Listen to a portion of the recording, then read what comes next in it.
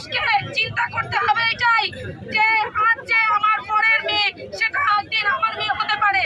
এই চিন্তাধারা করে এই পুরুষদের মধ্যে মনোবল রাখতে হবে যে আজ আমি যাকে নোংরা চোখে নোংরা দৃষ্টিতে দেখছি কাল সে আমার ঘরের সন্তান হতে পারে।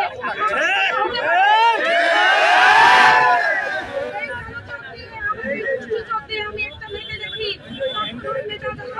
আমাকে চিন্তাধারা বিচ্ছিরি করে আমার মেয়ের দিকে যে তাকাবে তার অবস্থাটা কোথায় হবে বলে। আমরা বলতে চাই আমরা নারী এখনো স্বাধীন হইনি, কারণ আজ আমরা ঘরেও নিরাপদ থাকতে পারছি না।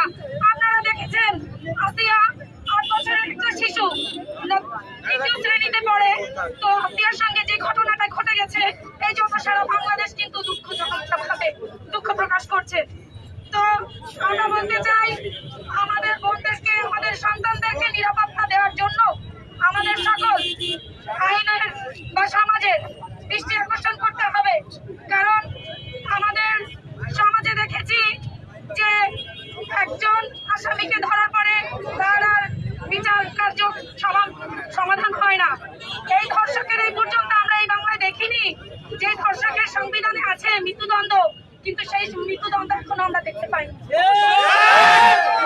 আমরা বাংলাদেশ মুসলিম কান্ট্রি, 90% একটা মুসলিম কান্ট্রির দেশ, তো আমরা যদি ইসলামের দিক থেকে দেখতে যাই তাহলে সেই ধর্ষকের যেভাবে প্রকাশ্যে মৃত্যুদণ্ড চাই সেটাই কিন্তু করতে বাধ্য হবো। নিজের জায়গা থেকে নিজের কর্মের দিক থেকে এই ধর্ষককে বিচার না করতে পারে। আমার সোনার বাংলায় আমার সোনার বাংলায় আমার সোনার বাংলায় আমি তোমার ভাই নাই, আমি তোমার ভাই নাই।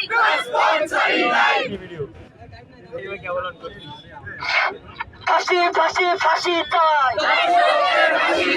ধর্ষকের ফাঁসি চাই। এ পর্যায়ে আমাদের মাঝে বক্তব্য রাখবেন কেন্দ্রীয় নির্বাহী সেলের সদস্য রুমি রহমান। বক্তব্য রাখার জন্য অনুরোধ করছি রুমি রহমান আপুকে।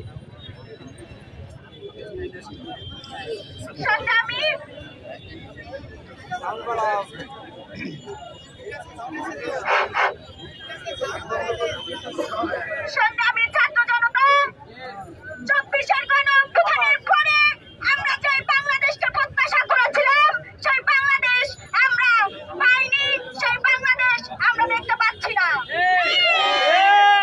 আমার বাংলাদেশে আমার নারীরা আজকে নিরাপদ নেই।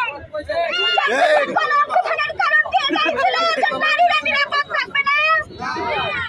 অন্তর্বর্তীকালীন সরকারকে একটাই অনুরোধ করব, বাংলাদেশের নারীদের নিরাপত্তা দিন। বাংলাদেশের নারীদের দিকে যেই কালো দৃষ্টিতে তাকাবে তার চোখ তুলে নিন। বাংলাদেশে একের পর এক ধর্ষণ হচ্ছে, তার কোনো বিচার হচ্ছে না, বিচার করুন। তাহলে এই বিচার বাংলাদেশের ছাত্র জনতা হাতে তুলে নিয়ে করবে। আমি আরো সতর্কমূলকভাবে বলে দিতে চাই, ধর্ষককে গ্রেফতারের পরে যদি তাকে 3-4 দিবসের ভিতরে ফাঁসি কার্যকর না করা হয় তাহলে আটক করার পরেও বাংলার ছাত্র জনতা জেল ভেঙে হাজত ভেঙে ওই ধর্ষককে বের করে এনে জনসম্মুখে হত্যা করবে। সংগ্রামী বন্ধুগণ, আমরা এই যে হত্যা করবো, ফাঁসি দেবো, এই কথা আর বলতে চাই না। এমন ভাবে 2-3-4টাকে আমরা হত্যা করতে চাই যাতে দ্বিতীয়বার বাংলাদেশের নারীদের দিকে কোন কুত্তা নামক পুরুষ লোলক দৃষ্টিতে তাকাতে না পারে। অবশেষে একটাই কথা, আবারও সেই একটাই কথা, 24 ঘন্টার ভিতরে ফাঁসি দিন, না হলে 3 কার্যদিবসের ভিতরে ফাঁসি দিন, না হলে ছাত্র জনতা নিজের হাতে বিচার তুলে নেবে।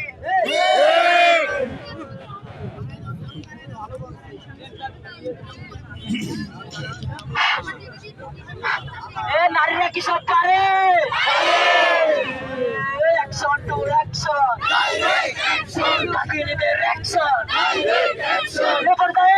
আমাদের মাঝে বক্তব্য রাখবেন বৈষম্য বিরোধী ছাত্র আন্দোলন খুলনা মহানগরের মুখপাত্র আইমান আহাত ভাইকে বক্তব্য রাখার জন্য অনুরোধ করছি আইমান আহাত ভাইকে। সংগ্রামী ছাত্র জনতা, আজকে বক্তব্য রাখার মতো তেমন কিছুই নেই। বিপ্লবের 6 মাস পাড়িয়ে গেল, শুধুমাত্র একটা দেশের আইন শৃঙ্খলা বাহিনী এখনো অব্দি কিছু করতে পারছে না, সেটা দৃশ্যমান। আমি শুধু অন্তর্বর্তী সরকারকে একটি কথা বলতে চাই, কেন 180 দিনের জায়গায় 90 দিন বিচার করতে লাগবে? যেই সত্যটা চূড়ান্ত, যে বিচারটা সারা দেশ জানে, সারা বিশ্ব জানে, সেটা অতি দ্রুত কার্যকর করুন।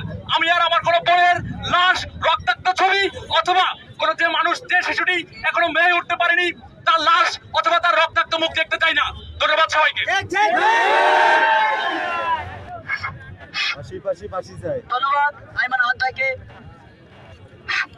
খুলনায় কি বাকি রেখে আছে?